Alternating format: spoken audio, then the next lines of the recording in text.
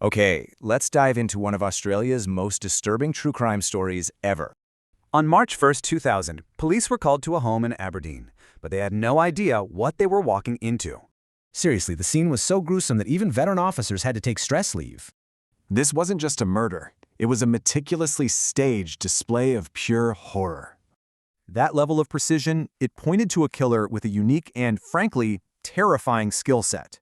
So who could do this? Well, the killer was found passed out in the bedroom, his partner, Katherine Knight. And that expertise? She'd spent years working in an abattoir, mastering the art of butchery. But this wasn't her first act of violence, not by a long shot. A pattern had been escalating for decades. You can see the pattern. Her relationships were a terrifying cycle of violence and revenge. At her trial, it all came down to one question. Was she legally insane or just evil? 3 different psychiatrists diagnosed her, but they all agreed she wasn't insane in the eyes of the law. A psychiatrist basically said, "This isn't a disease, it's just her nature." Chilling, right?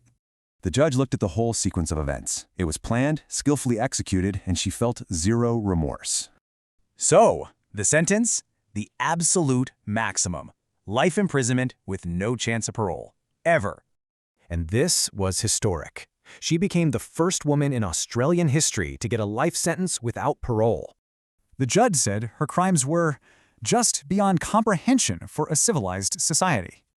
The law called her a monster. But does that really explain this kind of depravity? Or does it just give it a name?